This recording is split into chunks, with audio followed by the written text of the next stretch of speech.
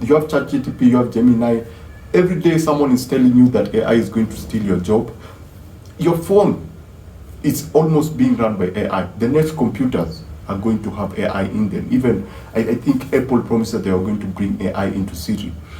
So there's this idea that the future is AI. And is it going to be bad? Is AI going to be good?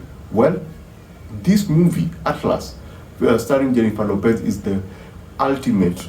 It's the perfect representation of the argument for and against AI. It's a Netflix movie. It stars Jennifer Lopez as the main actor. You have Sammy Liu as Helen, who is the villain. You have Sterling K. Brown, who plays a very interesting character. You also have Mark Strong, who I expected them to do a lot with. And then my favorite character was Casca, who was played by Abraham Popola. Abraham Popola as Casca played one of my favorite characters because he's this Terminator-like character who people cannot get rid of. His introduction was awesome, and then his follow-up when they go to wherever they go, and he keeps appearing. For me, I thought that was a very, very interesting take on the character. So the movie is directed by Brad Payton. Brad Payton directed Journey 2, he directed Rampage, he directed San Andreas. And so, in terms of visual effects, you know exactly what to expect. So one of the strong things about this movie is the visual effects. It looks visually stunning.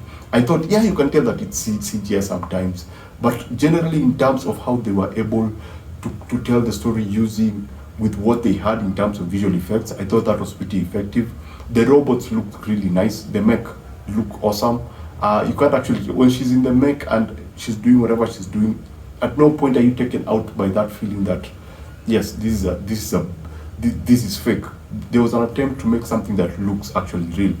There are moments during the opening when you're looking at the futuristic cities. It looks it reminds me of Blade Runner, but more a brighter version of Blade Runner. It looks bright, and when these AI robots are introduced, Cascas and Sammy Liu as Helen, they look the part. I think their performances was brilliant. They look. Abraham Popola as Cascas for me was my favorite character. He played the role perfectly. He reminded me of Arnold Schwarzenegger's Terminator.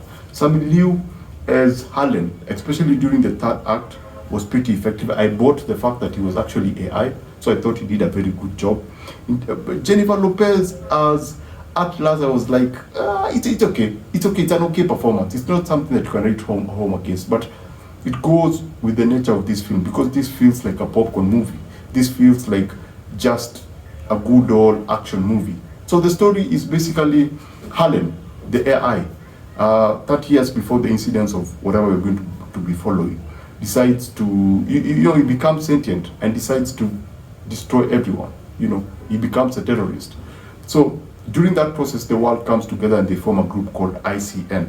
Now, ICN goes ahead and they find a way of containing the threat and actually regain power and retake all those areas that were taken by the terrorist, which is Helen. Helen, seeing this, decides to leave the planet, go to a different planet. And so after he leaves, ICN is established and more security measures are put in place. Like there's this shield that is put over Earth in order to protect it from the danger. But now 30 years later, Jennifer Lopez, whose mother created Atlas, and she had a connection with Atlas because they were like brother and sister. Despite the fact that Atlas was an AI robot, they kind of had a relationship because they were kind of brought up by the same mom.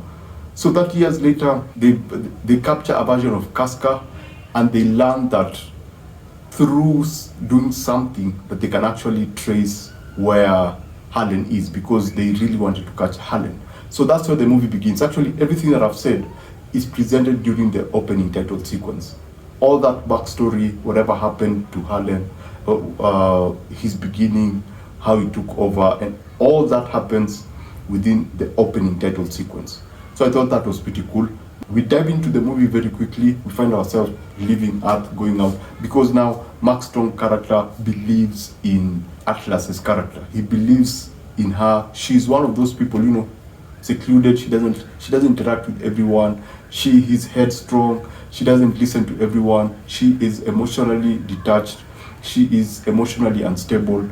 And so Sterling's Brown character is like, we cannot, we cannot work with this particular character. She is unstable basically. But then she goes like, if they're going to that mission, she has to be the one who goes there.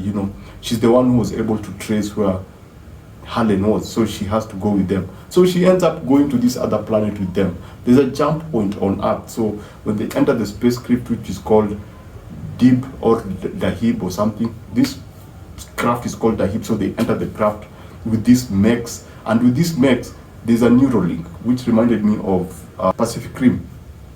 There's this, you remember that Neuralink, where two people needed to link in order to control this big machine.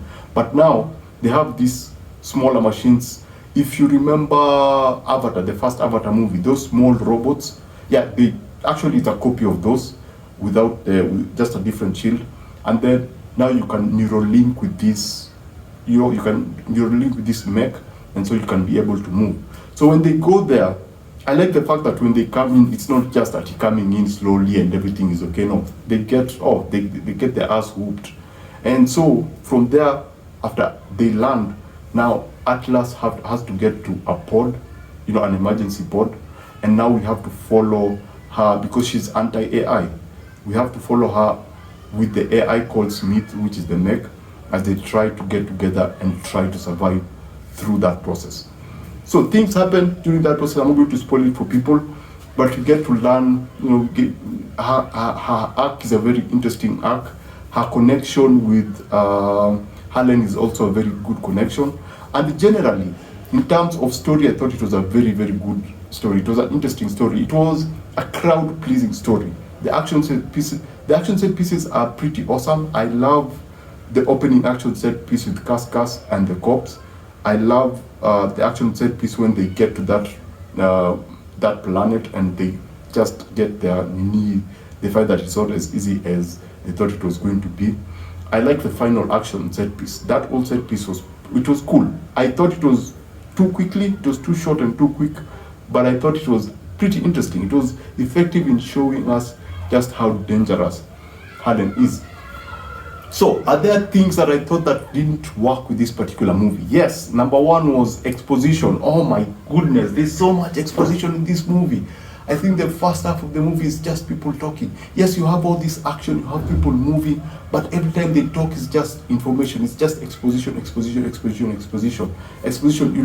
You quickly learn that Atlas hates AI through exposition. It's not shown, it's not displayed. You learn how Sterling K. Brown thinks about Neuralinks. It's not shown, it's explained. There's just so much exposition in the movie that at some point it became frustrating. I found myself just choosing to tune out and just look at the cinematography, which I've not mentioned. The cinematography is interesting, especially when they go to that new planet. Yes, it's all green screen, but there's an attempt to create a beautiful looking picture. There's an area with snow, there's an area with a forest, and all the mechs have been destroyed. That looked good. There's an area where now they find the secret base, and there's just vegetation. And when they're passing there, it just looks like a scene from Avatar with the robots and the weird alien vegetation. There are those shots that I thought looked good. Anyway, we're looking at the negative. The other one, as I said, CGI, there are some scenes that look like blue screen. You see the character and the background, there's that feeling that they're in a blue screen because, I don't know, there's just that effect of layering something on top. The color grading of the background feels different from the color grading of the character.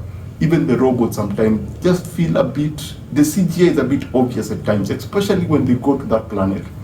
Yeah, so I thought those were, the mechs look awesome, but as I said, they reminded me of Avatar. I thought they could have done something better with them. I love what they did with the AI robots on that other planet, because there's something that they do with people. There are modifications that they do with the robots that I thought looked really cool, and I thought they would have made an attempt to make some cooler looking mech, because the mechs look familiar, they look and feel familiar. The other thing, the performances were okay. I wish there's some things that I wish I could have seen in terms of the story. Like for example, they could have just subverted the story, or maybe set up something else. I know it's a good thing that they should not set up anything else, but I wish that they would have just, because when I just saw Mark Strong, I knew, and I heard of AI, I suspected that he could have been, you know, a sleeper cell. I suspected that he could have been something, you know, evil, but they actually made Mark Strong a good guy. I thought they might try to also do the same thing with Sterling Brown's character. I thought they would have subverted us by, you know, at the end, at some point, making him now be a part of the sleeper cell AI robots. You know, I wish they would have just done that twist that you go like, oh my goodness, goddamn. Yeah, some people will go like, yeah, we saw it coming. But can you imagine if you've seen the movie, can you imagine if Sterling K. Brown's character was AI or Mark Strong's character was AI? That would have been cool. That would have been a cool revelation. Anyway, do you see this movie? Yes, it's a very entertaining movie. It's fun.